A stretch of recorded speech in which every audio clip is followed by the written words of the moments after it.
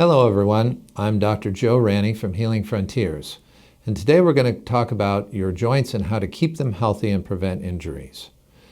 Now, the human body is made up of many bones, and there are various sizes and shapes, each playing a crucial role in the body. Without them, it would be impossible for humans to perform daily and routine tasks. Joints are important, and they help us to move freely and to twist our arms and our legs and to do the things we need to do every day. But occasionally, due to improper body movement, we get our joints injured, thereby causing pain and discomfort. Among all the different parts of the body, the most commonly injured are the knees, ankles, shoulders, and the spinal joints.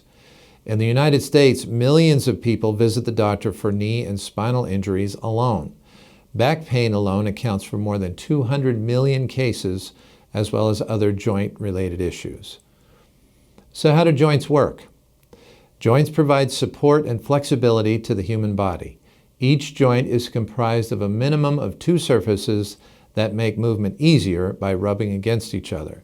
For instance, the ball and socket joints in the hip, the hinge joints in the knee and elbow, and the gliding joints in the spine.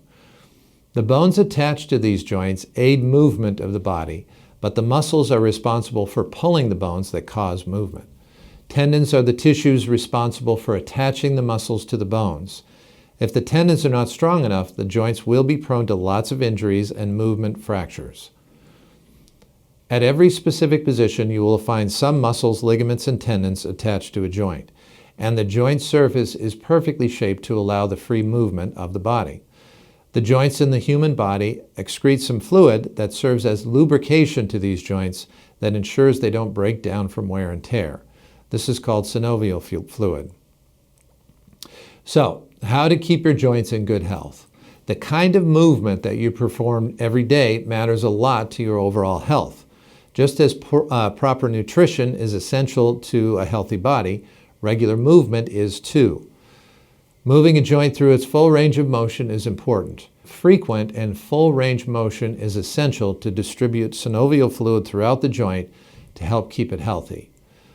On the surface of most joints lies the cartilage. The synovial fluid is responsible for nourishing the cartilage within the joints.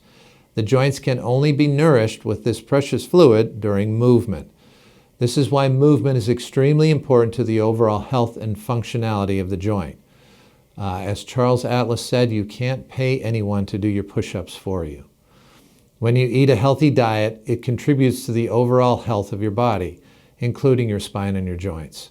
It provides the joints with the nutrients they need for optimal functioning and resistance against wear and tear. Practicing a healthy lifestyle free from tobacco products and toxins can increase the flow of blood to the surrounding tissues and help them heal quickly. So what causes joint injury? When the joint is subjected to too much weight or stress, an injury is bound to occur. For instance, an ankle sprain can injure the joints. The ankle is surrounded by ligaments, and when the ankle moves too much or subjected to strain, the ligaments will tear. The ankle may swell as a result and cause pain. Even some small pieces of bone might be torn away in that process. That's an acute injury. But there's also cumulative trauma disorders and repetitive stress injuries, which occur when too much stress is placed on joints repetitively over time. In many cases, abnormal joint motion causes increased stress and damage within the joints. This leads to a process called degenerative joint disease. Improper synovial fluid movement caused by abnormal motion causes the cartilage to deteriorate. This causes joint space narrowing, bone spurs develop around the joint, cysts form within the bones adjacent to the joint, loss of motion and chronic pain are the result. Ultimately, all of this leads to disability and often leads to surgery, sometimes even joint replacement. So how do we prevent these types of injuries, repetitive stress injuries? To prevent repetitive joint injuries, there are three things you need to consider. For instance, before you lift a heavy object, ensure that you use the largest muscles in that area of the body that you're using. The leg muscles and the large postural muscles, including the muscles in the buttocks, are the strongest muscles to use when lifting.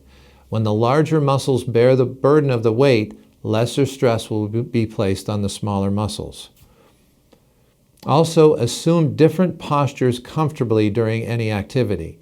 When you maintain a poor posture for a long period, it will hurt the muscles and cause damage and accumulating stress to the joints, and it might lead to injury and muscle fatigue. And lastly, ensure you maintain a neutral posture of your joints during any given activity.